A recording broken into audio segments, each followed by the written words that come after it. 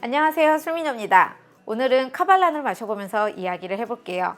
근데 보시면 카발란이 평소에 보던 라벨하고 틀리죠? 대만의 타이거가 셀렉한 바틀 중에 수도승 시리즈를 가지고 한번 이야기를 나눠볼게요.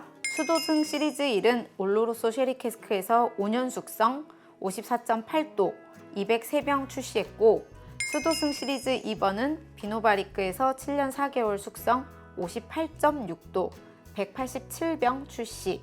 수도승 시리즈 3은 피티드 몰트로 유니크한 캐스크에서 9년 5개월 숙성 54도 124병 출시. 수도승 시리즈 4는 올로로소 쉐리 캐스크에서 9년 2개월 숙성 54도 433병 출시.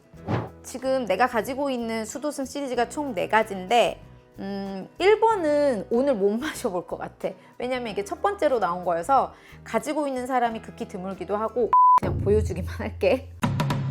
지금 2번, 3번, 4번이거든? 한번 마셔볼게. 2번은 비노바리크고 입에서 열대 과일이랑 이런 것들이 올라오거든? 시트러스도 올라오고 이게 다 에어레이션이 좀 많이 된 거라서 되게 맛있어. 그 뒤에 약간 다크 초코도 있고, 근데 알코올이 좀 높다 보니까 조금 살짝 아세톤? 알코올 치는 게 있었는데 스파이시도 있고, 근데 얘네가 추구하고자 하는 그런 열대과일 풍미는 되게 잘 나오는 것 같아. 되게 달달하고 시트러스하면서 되게 농축된 과일미도 많이 나오고, 이게 3번이 피트디여서 4번째 올로로소 쉐리를 먼저 마셔볼게. 올로로소 쉐리는 진짜 찐득한 말린 과일이랑 졸인 듯한 그 과일 풍미하고 뭐 약간의 향신료, 스파이시 이렇게 올라오는데, 이 비노바리크에서 먹었던 그 열대과일의 풍미는 좀 더 낮은 것 같아. 열대과일보다는 되게 말린 과일, 그리고 쉐리 시트러스가 있긴 있는데 비노바리크보다 확실히 좀 낮은 것 같아. 그 다음에 3번째 거 피티드 몰트 쓴 거 마셔볼게. 맛있다. 피트감도 되게 좋고, 그 뒤에서 오는 그 과일이랑 약간 시트러스가 있어. 그 아주 핵가루까지는 아니어도 이게 그 뭐라 그래야 되지? 열대과일 플러스 핵과일? 약간 섞인 듯한 그런 느낌이거든? 막 강한 건 아닌데 그런 잔잔하게 오는 그 단맛도 좋고, 거기에서 올라오는 피트랑 구수함이랑 거기에 약간의 산도 터치가 있거든? 시트러스 터치가. 그래서 되게 맛있는 것 같아. 이 수도승 시리즈는 그 첫 번째 시리즈가 2024년도에 나온 거거든? 근데 우리나라에 카발란 좋아하는 몇몇 매니아분들이 시리즈 1번을 먹어보고 바틀을 구하고 싶었던 거야. 근데 바틀을 구하려고 보니까 너무 하입이 붙어 있는 거지. 그래서 그러면 우리들도 타이거 캐스크를 사볼 수는 없을까라는 그런 생각을 하게 됐대. 그래서 타이거한테 연락을 했고, 그게 진행이 돼서 실은 지금까지 시리즈가 나오게 된 거거든. 그리고 대부분의 바틀이 시리즈 2번부터는 우리나라에 대부분 판매된 걸로 알아. 한국인들이 많이 산 걸로 알아. 그리고 로고도 넣었는데 다시 한번 내가 시리즈 1을 꺼내볼게. 시리즈 1 보면 자세히 보면 여기에 라벨 한쪽에 이렇게 한문으로 뭐가 적어져 있는데, 이게 타이거를 상징하는 로고고, 밑에 위스키 클럽, 그다음 위스키 아우라까지 해서 이게 대만의 그 타이거 바틀 관계자들 로고라고 보면 될 것 같아. 그런데 이게 시리즈 3번을 보면 여기 한글로 현자라고 적혀져 있어. 3번하고 4번은 똑같이 여기 타이거 마크 아래에 현자라고 한글로 적혀져 있는데, 이게 이제 이 바틀을 만들었던, 기획하게 된 사람의 성이라고 해.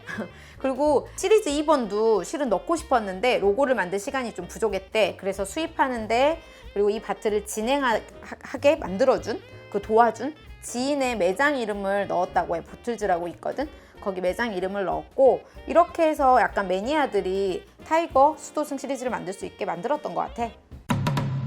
카발란은 2005년도에 대만의 킹카 그룹에 의해서 설립됐고, 그 카발란 증류소가 있는 이란현의 옛날 이름이기도 해. 그래서 카발란 이름의 의미가 뭐 정직, 성실, 꾸준한 발전을 상징한다고 해. 카발란이 전 세계적으로 주목받기 시작한 건 2010년도에 스코틀랜드에서 위스키 행사가 있었는데 이벤트로 블라인드 테스트를 한번 한 적이 있거든. 근데 그때 카발란이 블라인드 테스트에서 1등을 했어. 그리고 2015년에 월드 위스키 어워드에서 카발란 솔리스트 비노바리크가 세계 최고의 싱글몰트 위스키로 상을 수상하게 되거든. 그때부터 대만 위스키가 위상이 되게 높아졌지. 아열대 기후인 대만의 날씨 때문에 되게 짧은 기간 동안 빠른 숙성이 일어나고 그 증발량이 스코틀랜드는 1, 2%인데 대만은 약 10% 정도의 증발량과 짧은 기간 동안 빠른 숙성을 이뤄내서 깊고 열대과일 같은 그런 풍미를 가지고 있는 게 좀 특징이기도 해. 카발란 위스키는 매니아뿐만이 아니라 일반 사람들한테도 좀 알려져 있는 증류소잖아. 그게 우리 예전에 개봉했던 헤어질 결심이라는 영화에서 나오기도 하고 실제로 박찬욱 감독이 좋아한다고 해서 뭐 언론에서도 많이 언급이 되기도 했지. 헤어질 결심이 나왔어. 그렇습니다. 바로 정확히 이 카발란 솔리스트 올로로스 쉐리 캐스크가 바로 기도수 씨가 이제 굉장히 깔끔하고 정리를 딱 하고 이런 자기만의 취향을 확고히 가졌어요. 근데 제가 실제로 개인적으로 굉장히 좋아합니다, 이걸. 그런데 이 타이거 수도승 시리즈는 지금 구하려면 실은 구하기 힘들거든. 그리고 뭐 또 가격이 올랐을 수도 있고. 그래서 일반적으로 우리가 카발란 많이 먹는 게 올로로스 쉐리랑 비노바리크 많이 사서 먹잖아. 피티드는 정규 제품이었거든. 그래서 얘네 캐스크들하고 좀 먹었을 때 생각해보면 말린 과일, 다크초코, 뭐 이런 안주들, 그 다음에 크림 브릴레라던가 뭐 디저트 같은 거 있잖아. 그런 거랑도 어울리긴 하는데 만약에 치즈랑 먹는다 그러면 일반 그냥 순한 치즈보다는 향이 좀 있는 치즈 있잖아. 고다 치즈나 체다 치즈처럼 좀 이렇게 향이 좀 묻히지 않는 그 좀 짭조름한 이런 애들하고 먹었을 때 카발란도 살고 안주도 살 것 같아. 뭐 음식하고 먹을 때는 왜 그 우리 스테이크나 뭐 오리고기 먹을 때 보면 와인 소스 있잖아. 약간 요 비노바리크는 특히나 또 그런 와인 소스를 좀 졸인 듯한 그런 거랑 같이 곁들이는 육류 요리가 좀 어울릴 것 같아. 그리고 내일 타이거가 한국에 오거든. 그래서 나도 거기에 참석을 하고 뭐 저녁 먹으면서 얘기도 할 거고 그다음에 인터뷰도 찍을 것 같아. 그래서 다음 주에는 아마 타이거 내한 관련된 영상이 올라가지 않을까 싶어. 그래서 다음 주도 놓치지 말고 좀 봐주고 오늘도 영상 봐줘서 고마워. 조떼꾸알 해주고 다음에 또 봐요.